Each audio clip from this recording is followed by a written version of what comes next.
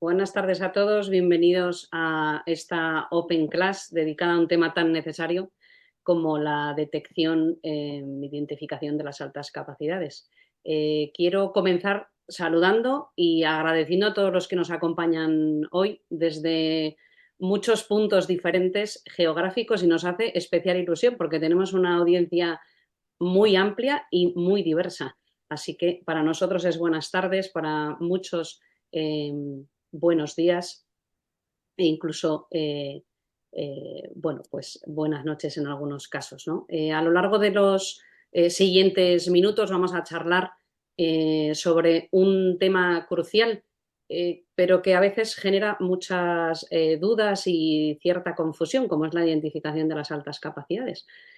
Así que vamos a explorar en estos minutos cuestiones fundamentales como por qué es tan importante identificar las altas capacidades y hacerlo a tiempo, cómo podemos hacerlo de manera eficaz o realizar esta identificación de una manera adecuada y cuáles son los momentos clave o a qué tenemos que prestar especial atención.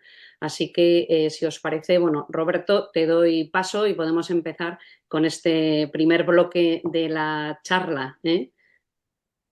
Pues perfecto, Marta. Muchas gracias a todos y a todas por vuestra asistencia. Y como bien comentó Marta, la idea es que tengamos un diálogo ambos y que finalmente podamos responder a aquellas preguntas que nos podáis plantear. Vamos a comenzar por la cuestión del por qué, de la identificación. Sin duda, Marta, coincidirás conmigo que hemos avanzado mucho en los 20 últimos años, ¿eh? No estamos ya en esa época donde apenas, ¿no?, se conocía la alta capacidad y hoy, por así decirlo, hemos llegado incluso a pensar, ¿no?, que esto ya es una moda, que está de moda, ¿no?, esto de las altas capacidades. Eh, Vamos a abrir el diálogo con esta pregunta de por qué crees, ¿no?, que es tan importante identificar altas capacidades. ¿Qué impacto tiene esto para el rendimiento académico y emocional? Y bueno, sin duda, si crees que esto es una moda pasajera o ha venido para quedarse esto de la identificación. Bueno, pues como bien sabes, voy a empezar por el final porque esa pregunta de la moda me gusta.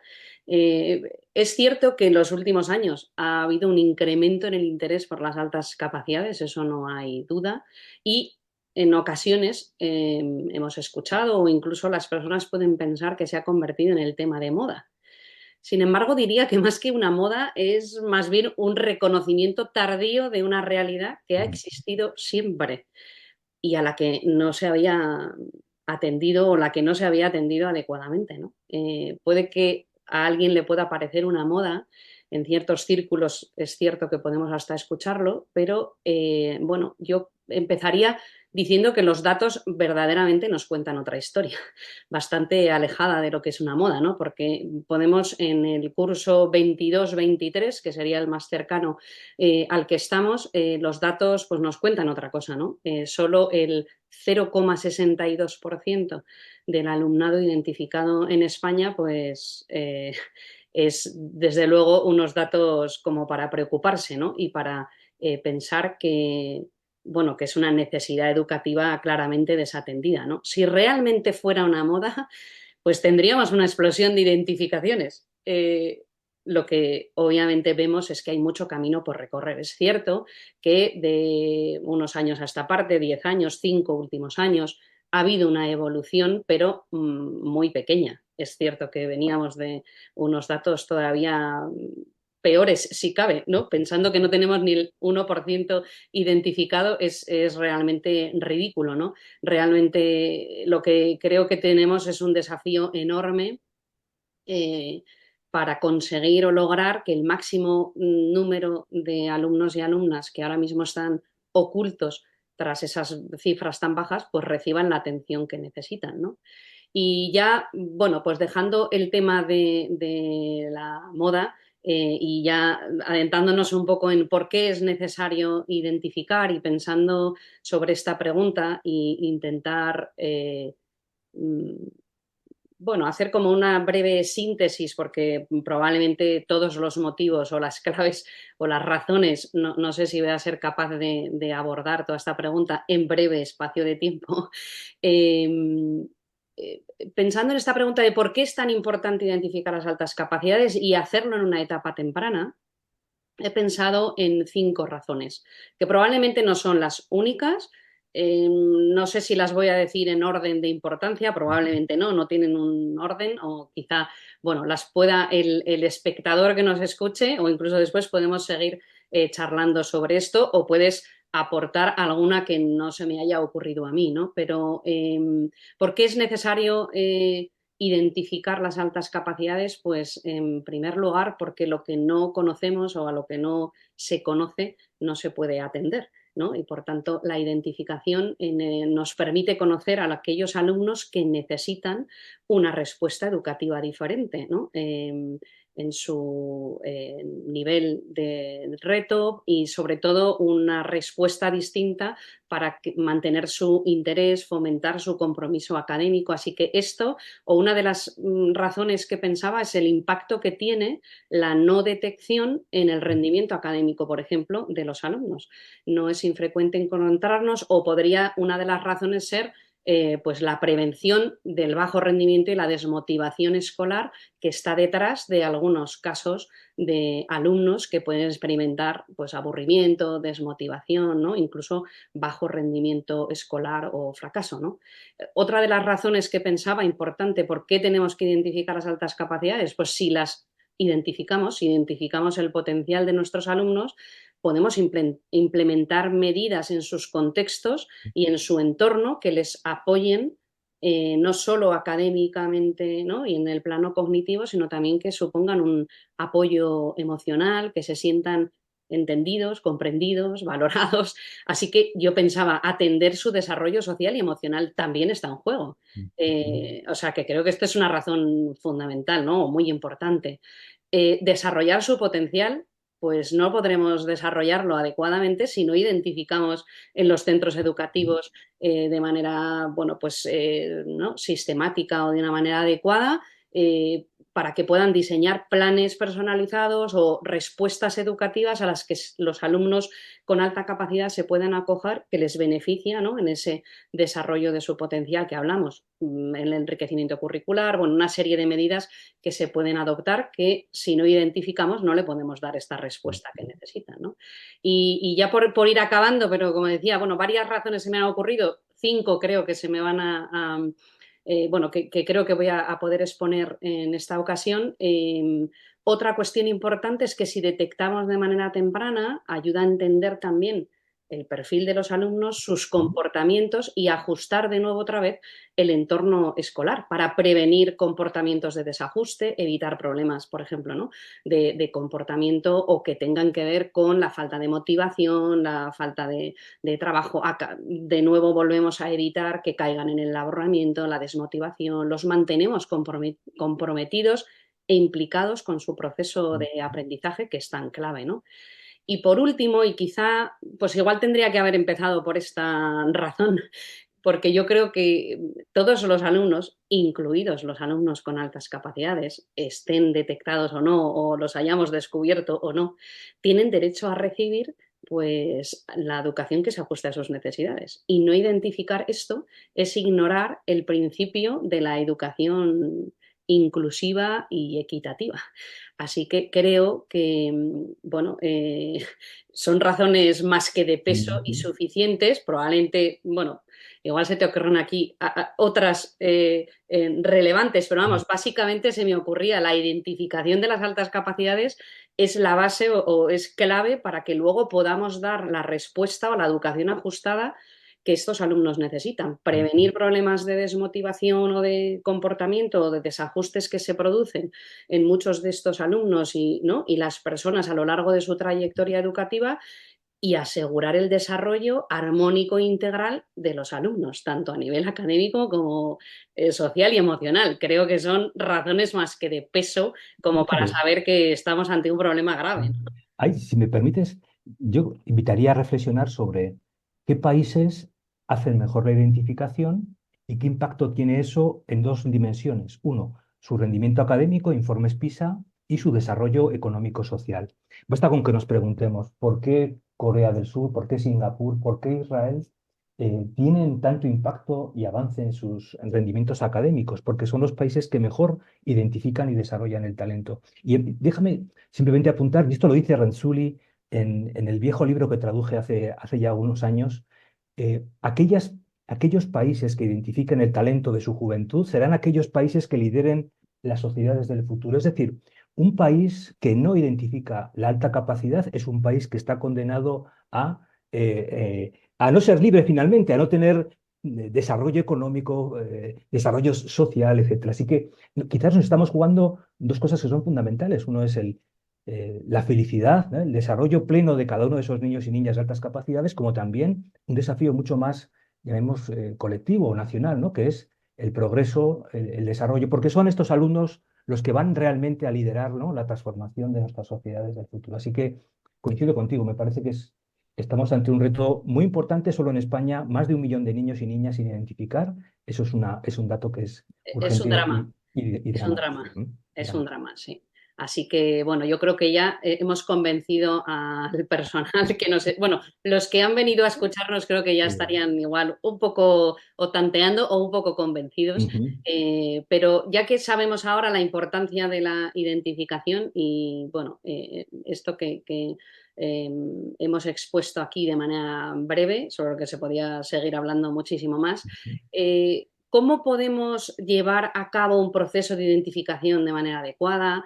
¿Qué indicadores o señales se pueden observar o que nos pueden, a las Ujú. personas, docentes, familias, pueden dar pistas, ¿no? Para saber qué cosas tienen que observar o qué aspectos pueden darles pistas para saber al respecto de estas características y, sobre todo, y una última cuestión, permíteme que te plantee varias cosas.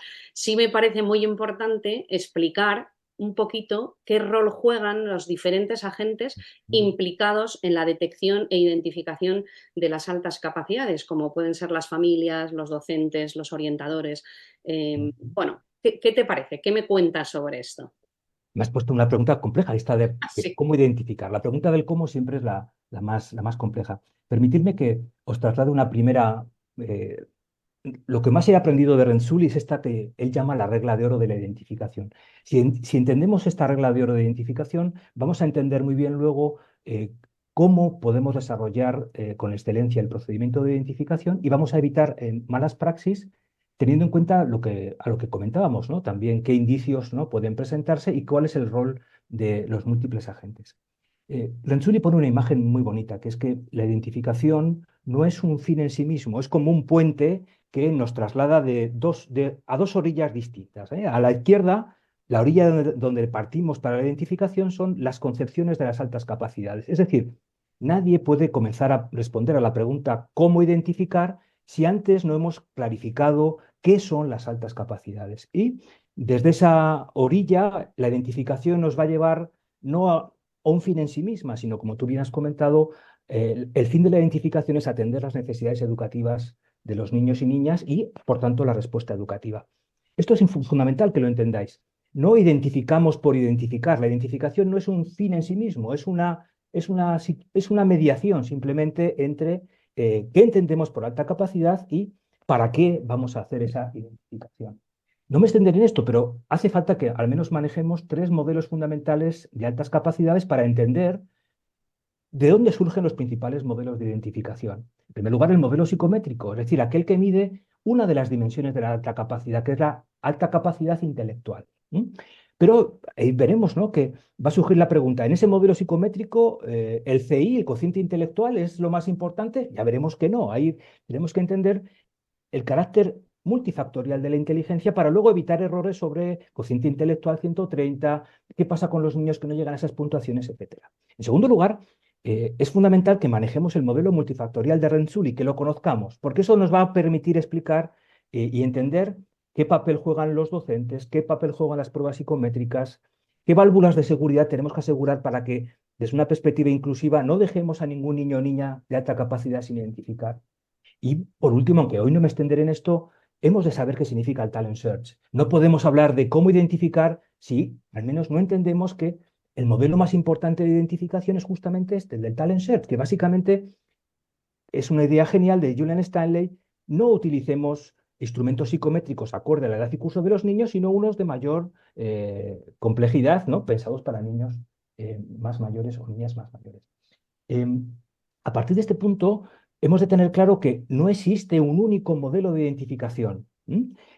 Hay tantos modelos en función de nuestro punto de partida, de nuestra orilla izquierda, como aquello a lo que queramos llegar. No es lo mismo la identificación para una aceleración que para un desarrollo de programa de talento matemático o para un programa de una naturaleza distinta. Sí que es importante que sepamos que sabemos que hay modelos de identificación que funcionan y que son válidos y otros que son mal planteados y que parten fundamentalmente de no responder adecuadamente a esas dos orillas. Parten de concepciones equívocas de la alta capacidad y no tienen en cuenta la adecuada atención educativa. Recordad que básicamente para que un modelo de identificación sea consistente va a tener que incluir una serie de pruebas que llamamos más objetivas o cuantitativas, de psicométricos, pruebas de actitudes, luego lo comentaremos, y otras pruebas o cuestionarios o escalas a las que tú te referías, Marta, después, que son cuestionarios de valoración para familias y docentes. Esto significa, en segundo lugar, que todo buen modelo de identificación ha de ser verdaderamente multifactorial. Y esto hemos de grabárnoslo a fuego, ¿vale? ¿Qué significa multifactorial? Que hemos de identificar las múltiples dimensiones de las altas capacidades, no solo las múltiples factores de la inteligencia, que no es solamente el cociente intelectual, sino las múltiples dimensiones de las altas capacidades. ¿Esto qué significa?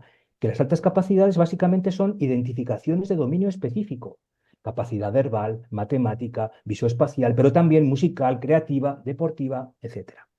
Y fundamentalmente también hemos de recordar que la identificación de las altas capacidades no la hace la inteligencia artificial, la hacen profesionales cualificados y formados. Si esto fuese tan fácil, bastaría con cruzar unos percentiles, como hacen algunos, ¿no? Y saldría la identificación. Pero claro, esto no es así, porque recordar, la identificación la hacen las personas, no lo hacen los test. Y esto creo que es también la gran lección después de haber identificado y evaluado a cientos, no sé si ya miles de niños, pero sí unos cuantos. Y esa es la primera cuestión que hemos de recordar. La identificación y la evaluación las hacemos las personas. Luego aludiré, claro, si tenemos 1 millón de niños por identificar solamente en España, tendremos que utilizar los métodos más baratos para llegar a ese 1 millón de niños. Si vamos aplicando un WIS 5 a cada niño de alta capacidad por identificar, no tenemos recursos ni en España, ni en México, ni en Colombia, entonces habrá que Ni tiempo, pensar, ni tiempo. y tiempo, ¿sabes? Entonces habrá que pensar ese tipo de cuestiones. Así que, explicada la regla de oro y estos aspectos claves, pues un proceso de identificación fundamental debe tomar como modelo general el modelo multifactorial de Renzulli, es decir, una primera fase donde hemos de aplicar test de capacidad a todos los niños y niñas de todo el colegio. La identificación de las altas capacidades es la identificación de la capacidad de todos los niños y niñas, porque vamos a partir de esa necesidad. Esto destruye todos los mitos.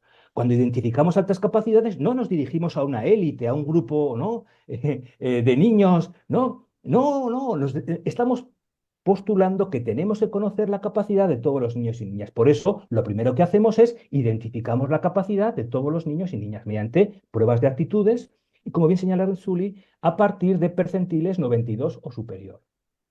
Una segunda fase incluirá la inclusión y valoración de esos niños que no hemos identificado en la fase 1 a partir de cuestionarios de valoración de familias y profesores. Y luego Marta nos comentará, ¿no?, todo lo que haya investigado sobre escalas de valoración que manejamos, básicamente eran las mejores que ella ha preparado, que son las de Pfeiffer. Y luego hay una tercera fase que llama Renzulli las válvulas de seguridad. Es decir, hay niños que se nos escapan en estas dos primeras fases de identificación y tenemos que consultar a profesores preguntándonos, ¿no?, por qué pasó en los cursos anteriores. Ahí están las fases, la responsabilidad, ¿no?, del orientador para identificar esos niños, ¿no?, con alguna dificultad o doble excepcionalidad que deben ser incorporados al proceso, etc. Con esto en mente, hemos de recordar que además de este modelo multifactorial, existe el modelo del Talent Search, que vamos a poder aplicar a aquellos niños que en cualquier factor evaluado superen el percentil 95. ¿Para qué? Para realmente evaluar su potencial. Porque tenéis que saber que toda evaluación que hacemos in-level, es decir, con un test acorde a la edad y curso de los niños, tiene un efecto techo y que, por tanto, esa primera fase que hemos hecho de testeo de capacidad con todos los niños, hemos de repetirla con aquellos niños de altas capacidades que han presentado un potencial mayor en esta fase inicial y hemos de administrarles test al menos 2 o más cursos por encima de su edad. Para terminar esta fase, porque si no me extiendo mucho, ¿qué hemos de utilizar? Pues bueno, básicamente en la primera fase del modelo de Renzulli unas pruebas de aptitudes. En la fase 2, cuestionarios de valoración como los de Pfeiffer, ¿no? Que más aguantará, o Rogers o Renzulli. Tenemos un montón de instrumentos. Y cuando ya tenemos que identificar un dominio específico a partir del Talent Search, pues aplicaremos pruebas de aptitudes out of level. Eh, mm, Hemos de ser conscientes que la identificación de la alta capacidad no se reduce a la aplicación de una escala de inteligencia Wechsler o similar, y que si aplicamos esa prueba lo vamos a hacer ya para un proceso específico ya de evaluación psicopedagógica. Y cuando aplicamos esas pruebas hemos de ser conscientes de que no es el punto de corte 130 el que tenemos que tener en nuestra mirada, sino las puntuaciones factoriales específicas de comprensión verbal, razonamiento fluido, visión espacial, y muy atentos a la disminución de esas puntuaciones por puntuaciones bajas en velocidad de procesamiento y memoria de trabajo. Y todo esto es lo que bueno, pues, supone, ¿no?, tener una buena introducción, ¿no?, a lo que es la identificación. Para resumir, la pregunta por el cómo hay que planteársela a partir de qué entendemos por alta capacidad y para qué. Regla de oro de la alta capacidad. Hemos de tener en claro los dos modelos fundamentales de identificación, modelo multifactorial y modelo de Talent Search, y hemos de poner en su lugar en qué momentos utilizamos pruebas de escalas de inteligencia individuales, de las cuales luego quizás nos podemos extender más cuando hablemos, ¿no?, de cómo hacer repeticiones o, bueno, cómo podemos hacer identificación de mayor impacto. No sé si quedó más o menos claro, Marta, la respuesta. Si hay alguna duda que crees que puedes completar. Yo diría que sí, podemos, ¿no?, ir avanzando y luego seguro que al final podemos matizar o aclarar lo que sea necesario. Mm, Pues yo creo que ahora, Marta, yo creo que lo que amerita también es, bueno, pues en este proceso de identificación, hablar, ¿no?, del rol, especialmente de docentes y profesores, y también de familias, cómo pueden contribuir a este modelo, ¿no?, de identificación multifactorial como multiagentes, ¿no?, del proceso, donde ellos juegan un rol junto a los departamentos de orientación. Y, bueno, pues coméntanos brevemente también, ¿no?, esas herramientas que tú has podido trabajar en tu tesis doctoral y otras, ¿no?, que te parezcan fundamentales en esta fase de identificación.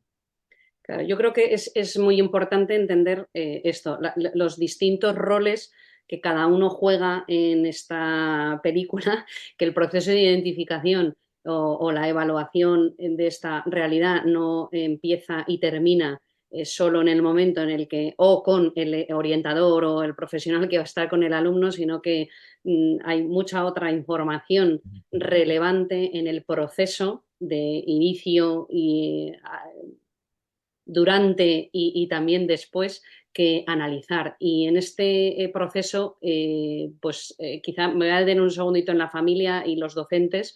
La familia juega un papel pues fundamental, sobre todo en esta primera parte de la detección de las altas capacidades, ¿no? Son quienes mejor conocen a sus hijos o que pueden observar ciertos comportamientos o habilidades, bueno, o algo excepcionales, o que les llamen la atención en otros contextos que son distintos al escolar. Ujú. Y es cierto que los padres son los primeros observadores del desarrollo de sus hijos y que pueden aportar esa perspectiva muy valiosa, ¿no? Porque los ven en contextos muy distintos del aula, ¿no? Como en otras actividades extraescolares o en interacciones sociales, ¿no?, fuera del ámbito, digamos, escolar. Puede ser que las familias es habitual que sean las primeras en descubrir o notar que su hijo aprende de manera diferente, que muestra una curiosidad inusual, ¿no?, que aprende de manera rápida. Sin embargo, también es verdad que en ocasiones esas observaciones no siempre la familia está preparada o dispuesta a descubrirlas, porque dependen de muchos factores, pues que tengan otros hijos con los que comparar ese desarrollo evolutivo, que aquellas comportamientos lo vean como algo, digamos, no fuera de la norma, porque en su entorno, en su familia, esas conductas, ¿no?, pues son habituales. Es decir, hay muchas cuestiones que pueden hacer que esa observación de las familias pueda no ser del todo ajustada, pero sí que es importantísima la, digamos, el papel de la familia y la intuición que suelen tener muchos padres, Pero también es importante comprender que obviamente esa observación de las familias, eso que pueden aportar, esa información valiosa que pueden aportar sobre esto, debe ser completada con una evaluación profesional para evitar malinterpretaciones, sesgos o información incompleta, obviamente, ¿no? Y entonces aquí es donde la colaboración de los docentes, de los orientadores, de esas otras figuras en el proceso de identificación son necesarios, ¿no? Y en esta fase, digamos, de detección, tanto para las familias como para los docentes, es importante que esas observaciones que pueden hacer en los alumnos sean mejor guiadas o serán mejor guiadas o harán unos juicios, diría yo, más precisos si pueden disponer de instrumentos que les ayuden a hacer esas observaciones, ¿no? Saber qué tengo que observar. Para esa detección inicial de esta realidad, es verdad que existen algunos instrumentos, bueno, algo escasos en España y validados o adecuadamente validados bastante escasos. Y ese fue uno de los motivos principales que me impulsó hace unos poquitos años a dedicarme, parar un segundo y dedicarme a la investigación y realizar la primera validación en España de las Gift and Rating Scales que has mencionado antes de Pfeiffer, que es una escala diseñada para ayudar a familias precisamente y a docentes a identificar qué indicadores claves pueden observar, ¿no? Para poder hacer esta detección de las altas capacidades de una manera un poco más fácil, ¿no? Sistemática. Entonces permite recoger información relevante de los alumnos en distintas dimensiones, ¿no? Como antes comentabas, es importante pensar en el multifactor que hay que, bueno, no observar una única dimensión, ¿no? Y entonces aquí, o esta herramienta, por no extenderme mucho, pero claro, se nota que estoy ahí especialmente enamorada del trabajo de investigación que he hecho estos últimos años, pero nos permite valorar diferentes dimensiones en los alumnos, como su capacidad intelectual, qué aptitud académica tiene el alumno, la creatividad, el talento artístico, algunas cuestiones también importantes en el campo de las altas capacidades, como son la motivación, el liderazgo. Bueno, todo esto ayuda a las familias y a los docentes a guiar esos juicios, ¿no? Hay otras herramientas, también has comentado en los cuestionarios de Rogers, que pueden ser útiles para guiar tanto a las familias como a los docentes y que evitemos o que se evite basarse únicamente en impresiones, en opiniones, ¿no? A mí me parece o no me lo parece tanto,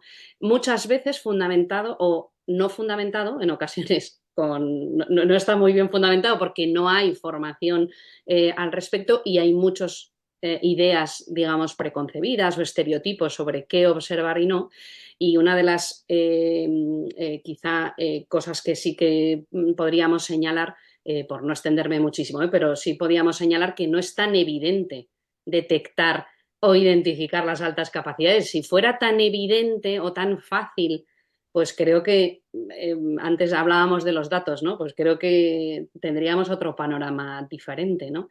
Pero es muy importante que los padres y los docentes reciban orientaciones, buena formación sobre qué son las altas capacidades, que tengan una buena concepción sobre lo que sí son y no son las altas capacidades, que dicho de paso, ya aprovecho a decir que en este país pues bueno, aún nos falta un poquito de recorrido para aclarar algunas cosas que ya deberían de estar claras o superadas, ¿no? Que a veces algunas etiquetas o determinados nombres no ayudan a entender conceptualmente de lo que estamos hablando. Entonces, es importante para que y por cerrar un poco tu pregunta, pero es importante que estas valoraciones, observaciones que pueden hacer los docentes y los padres, ¿no? O estos juicios, para que sean adecuados, creo que deberían o es importante que conozcan los instrumentos que pueden utilizar, que comprendan el alcance que esos instrumentos tienen, es decir, que entiendan cuál es su rol y su función interesante, complementaria de la evaluación que hagamos también completa, ¿no? Creo que aquí en este punto importante señalar que si los docentes, los padres, las personas que utilicen este tipo de instrumentos que sirven para esta primera fase, se forman adecuadamente, podemos evitar malinterpretaciones, sesgos, expectativas poco realistas también, ¿no? Así que diré que creo que es clave formarse adecuadamente para identificar esas señales, ¿no? Claves, que ahora vamos a ver un poco si te parece, y evitar estereotipos y ayudar a que el proceso de identificación o de evaluación, esta información que podemos recoger de los padres y de los docentes, sea una información valiosa y válida para, como hablamos, lo que necesitamos es triangular toda la información que tenemos del alumno, desde luego con datos objetivos a través de instrumentos validados, como algunos de los que has comentado tú y ahora veremos un poquito más también, y otros como estos que estoy comentando yo, ¿no? Con información quizá igual algo más cualitativa, pero que son de observaciones en distintos o diferentes contextos, pero que nos sirven y que son muy útiles para completar toda esta información, ¿no? Entonces, siguiendo un poco con el hilo del buen proceso de la evaluación o cómo podemos hacer la identificación, te voy a hacer algunas preguntas que me parece que podrían ser claves. Quizá igual voy a hacerte demasiadas, a ver cuántas eres capaz de abordar, pero me parecía que era muy importante preguntarse para que los que nos están escuchando, que seguro que es la típica pregunta, es ¿cuándo es el mejor momento para evaluar las altas capacidades, ¿no? ¿Existen periodos críticos o etapas del desarrollo así? ¿Hay una edad mágica en la que la inteligencia de repente, como dicen, seguro que lo has escuchado muchas veces, eso de que cristaliza o se mantiene o estas cosas tan estupendas que a veces escuchamos? Y una que no me resisto a no hacer, y es que a veces escuchamos, en muchas ocasiones no por profesionales especializados o muy bien formados, que no es recomendable evaluar a los niños demasiado pronto, que mejor esperar, que luego muchas veces se equiparan, que es que son solo precoces, que no podemos hablar de altas capacidades.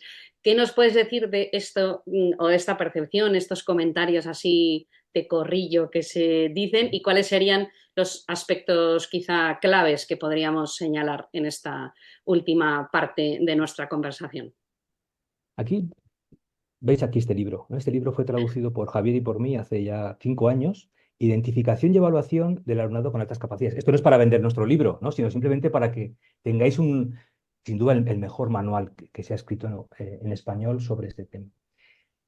La primera cuestión a esta pregunta de cuándo identificar responde a partir de la idea más genial de Julian Stanley, el creador del Talent Search, y de su concepción de las altas capacidades, que está aliada con, diríamos, la característica más prístina, más importante de un niño de alta capacidad, que es su precocidad. Es decir, es un niño o niña que antes que los demás ha adquirido una capacidad de razonamiento, pensamiento, lectura, de aprendizaje mucho más rápido. Por tanto, esta idea, la de la precocidad, que es una idea fundamental en la concepción de la alta capacidad, nos indica que cuanto antes identifiquemos, mucho mejor. Es decir, nuestra recomendación siempre ha de ser, siempre que notemos que hay una disincronía, ¿no? O una descompensación o inadecuación respecto a la dinámica escolar, ya desde infantil, es recomendable que hagamos un proceso de identificación para atender esas disincronías, necesidades, ¿no? o eh, mejorar o acelerar el proceso de aprendizaje. Para esto ya tenemos instrumentos desde prácticamente los 2 años y medio. Y eso significa que ya desde los 3 años podemos realizar procesos de identificación a partir básicamente de escalas de inteligencia WIPSI o similares, VAS2, etcétera, donde vamos a hacer una primera exploración, eso sí, de la capacidad multifactorial e intelectual de los niños y niñas. No hemos de olvidar la anterior regla de oro que comenté. Si hacemos este proceso es para acometer a posteriori un proceso de respuesta educativa. En España existe una noción totalmente errónea, que es decir, o pensar que la precocidad intelectual, por así decirlo, se agota, ¿no? Por así decirlo, o muta luego en alta capacidad, ¿vale? Este fenómeno físico no acontece, esto no existe, esto es un mito, una falacia, una invención, una ilusión, ¿me entendéis? la precocidad intelectual cursa y si la estimulamos, pues el niño seguirá siendo precoz respecto a sus iguales. Por eso antes hablábamos del talent search, que es hacer una identificación acorde al real potencial del alumno o la alumna. Así que, primera cuestión, podemos identificar y sabemos cómo hacerlo desde infantil. Aquí, por ejemplo, tengo dos libros que no han sido traducidos al español de la persona que más sabe en el mundo de esto, Margaret Sutherland. Este, por ejemplo, y este. Aquí tenéis, para las que os interese, ¿no?, el tema de la alta capacidad en infantil, son libros fantásticos. Una vez que tenemos el proceso de identificación en marcha, debemos, por así decirlo, hacer una evaluación periódica al menos cada 3 años. Y es recomendable que esto lo podamos sistematizar y acompañar.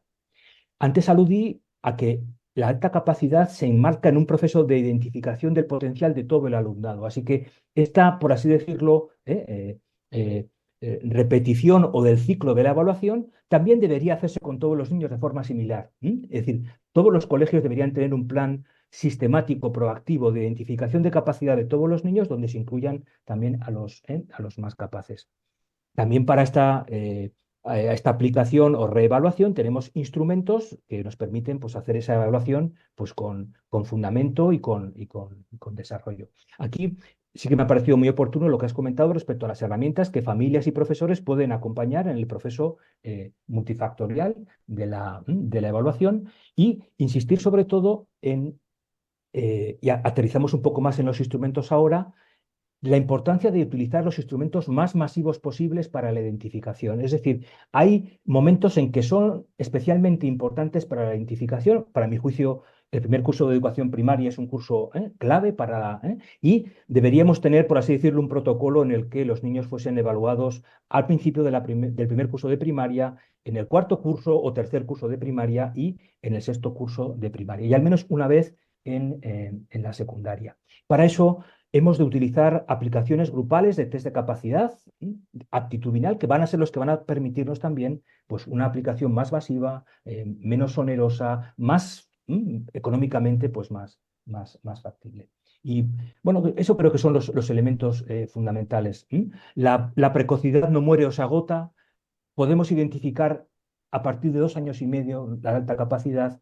Hemos de hacerlo siempre pensando en la respuesta educativa que queramos y sea necesaria. Y siempre una identificación que sea reevaluativa y siempre ajustada al nivel de potencial y de reto de cada uno de los alumnos.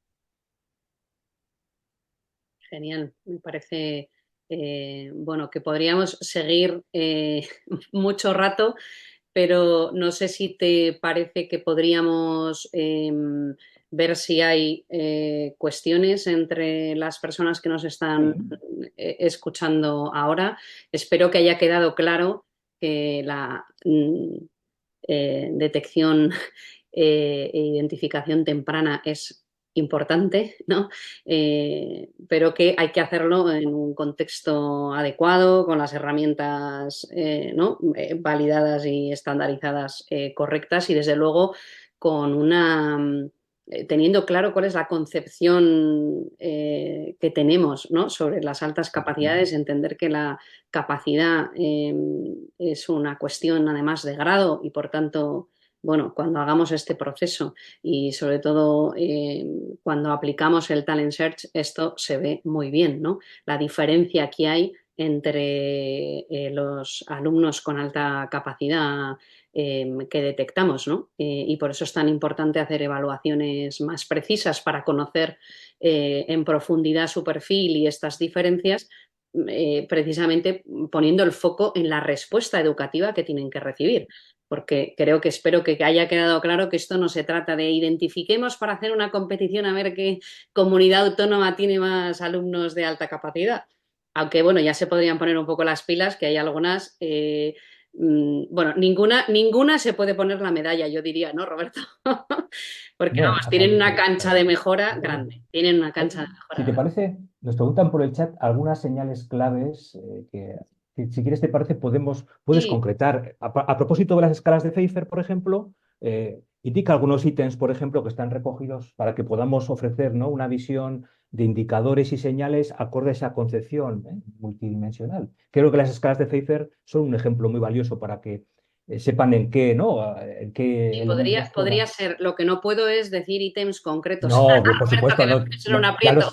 ya lo sé, pero te estoy preguntando que intentemos, ¿no? Comentar, ¿no? Pero sí, bueno, cuestiones que podemos observar en los alumnos. Voy a ponerme en las etapas, porque claro, aquí es importante comprender que no observamos lo mismo en función de determinar, o sea, a ver si lo soy capaz de explicar bien. Es importante el contexto en el que ese alumno se crece, mueve, está, el contexto familiar, escolar, cultural, social, porque en contextos, por ejemplo, deprimidos o poco desarrollados o donde hay pocas oportunidades para que un alumno muestre su potencial, ¿no? O sus habilidades, pues probablemente no observaremos cosas extraordinarias, porque están en contextos no favorecidos, ¿no? Así que hay que comprender que no siempre es evidente o no siempre se observan fácil determinadas cuestiones. A veces porque el contexto no es favorable, en otras ocasiones porque el propio alumno, y esto bueno, no es infrecuente en algunas etapas e incluso cuando pensamos en las niñas, por ejemplo, que no se manifiesten o que se camuflen o se escondan y entonces no sea tan evidente ver la capacidad potencial de un alumno, ¿no? Que hace, por ejemplo, preguntas brillantes. Pues es que a veces no hacen preguntas brillantes, aunque las están pensando, se las quedan para ellos, ¿no? Ahí está la pericia y la habilidad del docente, ¿no? Si estamos hablando del aula, para generar o crear un entorno suficientemente eh, enriquecido, ¿no? O favorable para potenciar que sus alumnos muestren hasta dónde son capaces de hacer o lograr, ¿no? Y quizá en las primeras etapas, y luego si te parece completas tú un poco esto que cuento, cuestiones que podemos observar es, bueno, sobre todo en las primeras, digamos, como etapas del principio, cuando los alumnos son un poco más jovencitos, son alumnos que aprenden de una manera rápida, que tienen facilidad para el aprendizaje, su lenguaje es destacado, utilizan expresiones y palabras, ¿no? De vocabulario quizá no tan propias para la edad que tienen, una precisión en el lenguaje también bastante desarrollada, tienen muy buena memoria. Claro, luego aquí entra el riesgo de, y voy a pararme porque entonces iban a seguir haciendo esta lista de categorías, de características, y aquí está el riesgo de, si tienen que cumplir todas esas características, si todos los niños van a encajar en, ¿no? Que van a ser precoces y detectados de manera temprana y fácil, y el entender que cuando hablamos de las altas capacidades estamos hablando de un grupo muy heterogéneo, que no siempre tiene una... O sea, esto no se trata de una checklist de características que todos van a tener o van a cumplir. Porque, claro, si yo digo una serie de cuestiones y resulta que el alumno no habla de manera temprana o tarda un poco más, o esto, por ejemplo, con las adquisiciones de los aprendizajes o la lectoescritura, pues suelen ser lectores precoces, suelen aprender antes, ¿no? O de alguna manera, cuando hablamos de alumnos en estas etapas primeras, generalmente suelen hacer, como explicabas tú muy bien, antes lo que otros niños van a tardar un poco más en hacer, ¿no? ¿Quieres contar alguna cuestión que puedan observar Sí, en yo creo que, otras vamos, sobre edades? todo por la Sí, experiencia clínica personal, yo diría que hay una cosa que es muy significativa, que es el nivel de alerta inusual, es decir, eso que podemos identificar como una activación física y mental constante. Ese nivel de alerta inusual luego cursa en algunos casos con algunas sobreexcitabilidades sensoriales muy significativas, que insisto también, no es cuestión de que cumplan todas las características, ¿no? Pero el profesor Webb siempre recordaba esta idea del nivel de intensidad y de alerta cognitivo-emocional, que es un elemento, un elemento entiendo que clave. siempre en el marco que tú has comentado. No, no se trata de cumplir toda la lista completa, sino que son unos elementos que luego tenemos que ratificar en las pruebas estandarizadas, etcétera. Hay una cuestión asociada, quizás como quizás el CI 130 es el elemento de identificación clásico, ¿no? Pues vamos a un poco a desmitologizarlo, porque nos preguntan sobre un niño de 4 años con 127, ¿no? de puntuación CI, con un nivel de ansiedad muy alto. Bueno, pues cuándo se recomienda repetir la valoración y qué visión dar sobre ese caso. Y recordar sobre este punto, la mayor referencia es la NAGC, la National Association for Gifted Children, nagc.com, que es una asociación de referencia internacional que hace una serie de white papers, ¿no? o de papeles, ¿no? o textos, ¿no? que dicen el estado de la cuestión en el caso de la identificación. Aquí en este punto, y esto es poco conocido en Iberoamérica y en España, lo importante es que en ningún caso el cociente 130 es el elemento que decide o no si hay o no alta capacidad bajo este erróneo concepto de ser o no ser. Aquí hemos de entender muy bien la escala de inteligencia que se aplicó para poder, ¿no? discernir, ¿no? lo que tenemos delante. Si estamos empleando el WIS 5, hemos de ser conscientes de que hemos de fijarnos especialmente en el índice de capacidad cognitiva, que es un índice del cual quedan excluidos los factores de memoria de trabajo y velocidad de procesamiento. Todos aquellos y todas aquellas que habéis realizado un WIS 5 tenéis que ser muy conscientes de este elemento para que estas puntuaciones no lastren, si son más inferiores, luego lo que es la puntuación global de cociente intelectual. Por supuesto, este elemento, ¿no? de 130 nunca debe ser un elemento decisorio, y siempre el profesional es el que tiene que decidir, fijándose específicamente en los factores intelectuales específicos, comprensión verbal, razonamiento fluido o capacidad visoespacial, si realmente estamos ante pues, una alta capacidad, y siempre posteriormente pues, realizar un proceso de talent search. No sé si Marta, yo creo que podemos concluir, o si tienes alguna cuestión más que Bueno, podamos. tenemos muchas Sí, cuestiones, sí, claro, tenemos. lanzando muchas cuestiones en el chat, pero no sé si tenemos minutos o no para resolver alguna más. Eh, Yo, si te parece, podemos hacer algún comentario sobre los niños con doble excepcionalidad. Nos han preguntado también sobre las aplicaciones de algunas pruebas de inteligencia no verbal y el tema de la LOMLOE. O sea, si te parece, hacemos un breve resumen, ¿no? sobre el tema legislativo, ¿te parece? ¿No? Y Venga. cómo enfocar una identificación más inclusiva. No sé si quieres Bueno, comenzar por aquí alguna de lo ellas. dices por una última pregunta que han dicho aquí sobre si existe alguna legislación que hable sobre Sí, las altas eso es, sí, capacidades. sí, eso es. Claro, es bueno e interesante, dice la citan pero nada más. Pues efectivamente, Ujú. lo citan pero nada más.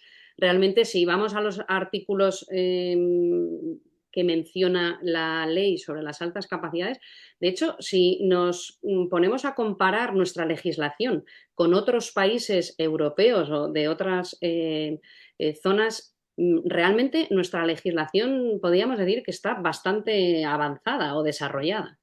La cuestión en este país es curiosa, porque tenemos una legislación que su marco realmente leéis los artículos y uno lo lee y dice, qué maravilla, ¿no? Las administraciones van a identificar de manera temprana esta realidad, dar la respuesta que un alumno necesita, se contempla la flexibilidad curricular y otras medidas para atender a los alumnos con alta capacidad y mm, no, iba a decir, no sé qué pasa, no. Lo que ocurre es que tenemos una legislación razonablemente bien desarrollada y una práctica en la realidad de incumplimiento, no sé si se puede decir esto estando grabados, pero como no sé si sistemático, pero bueno, un incumplimiento en muchas ocasiones grave, porque la realidad, cuando los alumnos están en el aula y los docentes quieren atender esa realidad, muchas veces se encuentran, ¿no?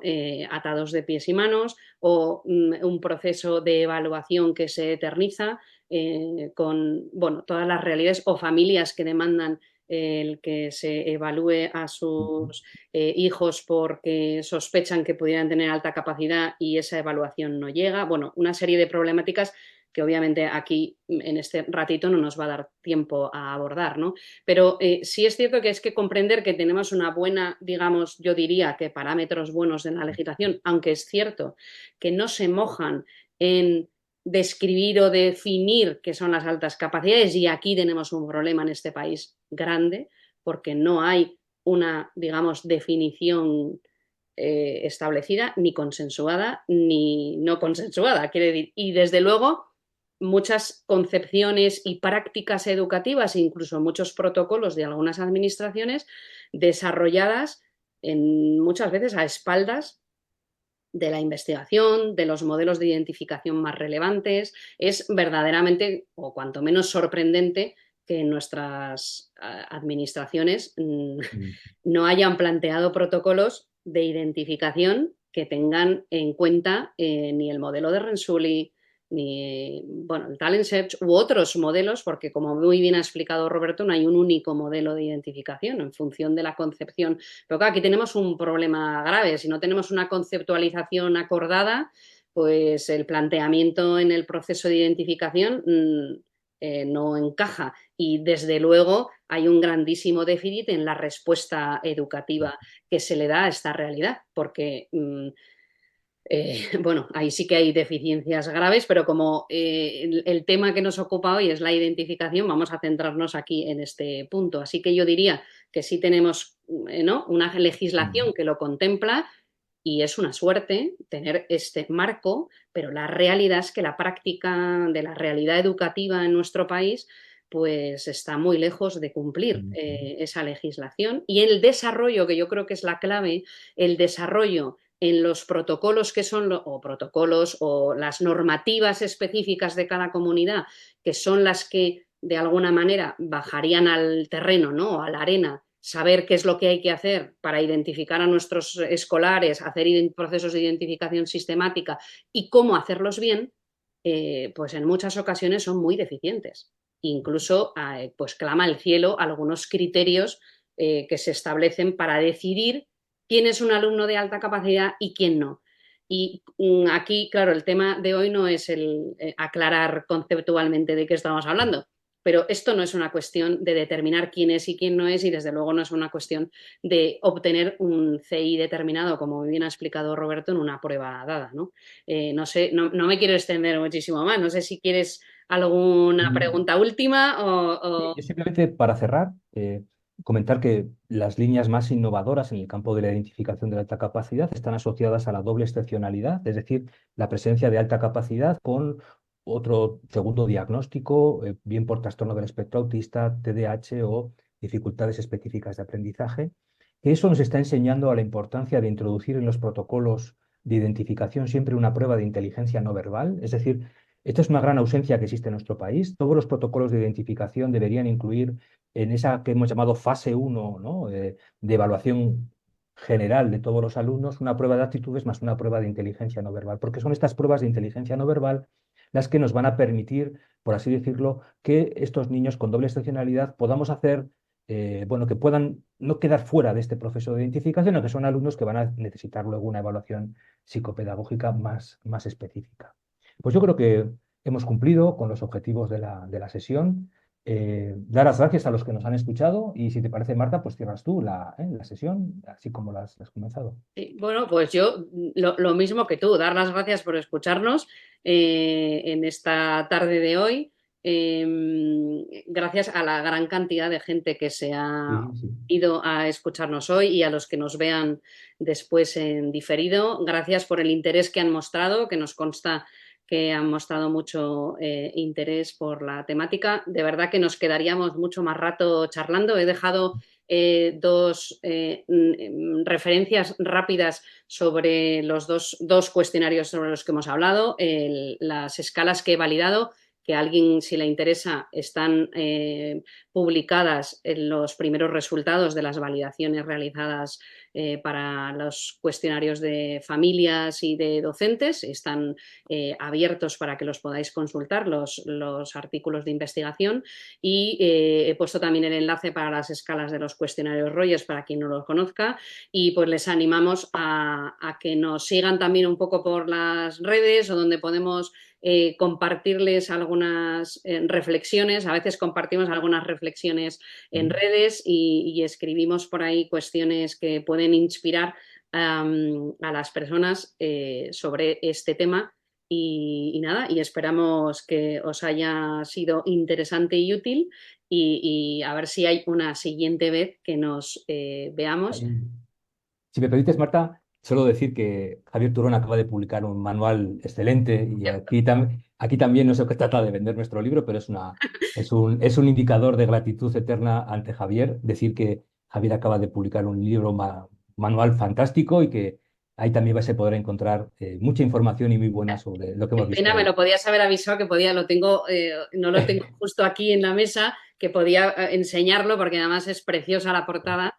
Se llama Navegando hacia el talento y es verdaderamente un lujo. Para mí ha sido también además un lujo haberle acompañado en esa navegación, también en este verano en la lectura interesada y comentarios al respecto. Creo que es una lectura y un compendio sobre el tema. Hay además también en varios de los capítulos secciones en los que habla sobre la identificación, sobre el modelo del talent search que aplicamos en España durante muchísimos años. Hay bueno, cosas también publicadas, pero en este último libro de Javier explica muy bien el modelo del talent search que aplicamos en España con CTI y bueno, muchas otras cosas interesantes que a la gente le puede ser muy útil. Gracias, Roberto, por recordarlo, pero me lo podías haber dicho que así ya lo enseñaba o lo ponía aquí y lo mostraba. Pero bueno, es fácil de buscar, yo creo que lo encuentran, o si me siguen en Twitter hace unos días también lo escribí por ahí, así que lo pueden encontrar fácil. Y nada más, un placer.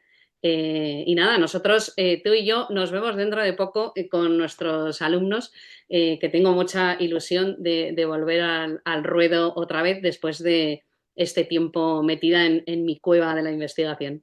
Así que nada, un placer. Muchas gracias a todo el mundo por escucharnos y hasta la próxima. Ya.